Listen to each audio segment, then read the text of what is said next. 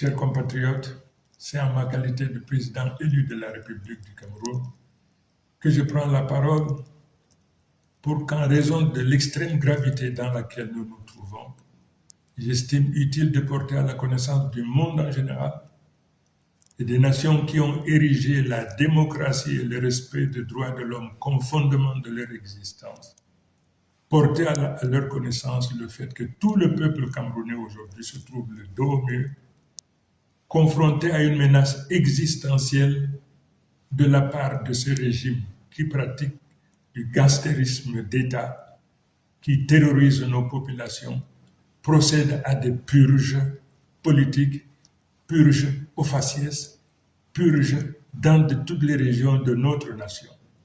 Une situation inacceptable, intolérable, dès lors qu'en dehors de toute procédure judiciaire, des dizaines, des centaines, des milliers de Camerounais sont arrêtés, incarcérés, persécutés.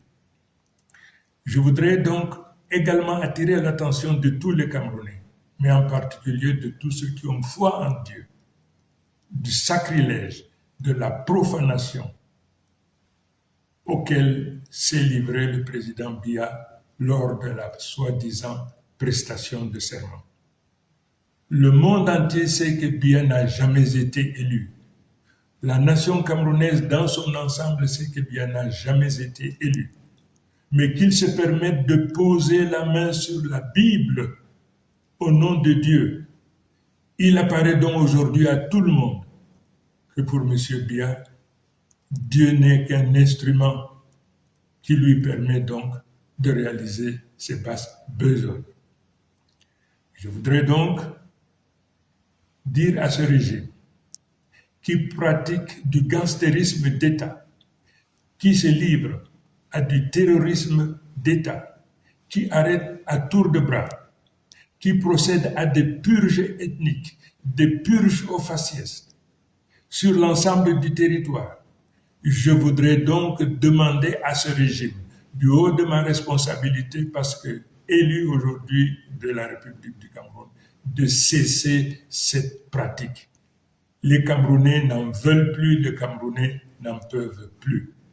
Et pour ce faire, je leur donne 48 heures pour arrêter, pour libérer sans condition tous nos enfants, tous les Camerounais qui se trouvent aujourd'hui dans les prisons du Cameroun de manière générale.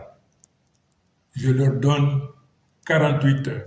Faute de quoi, le peuple camerounais se retrouvera en légitime défense et se sentira libre non seulement de se protéger, mais également de tout faire pour protéger leurs enfants et les récupérer partout où ils se trouvent.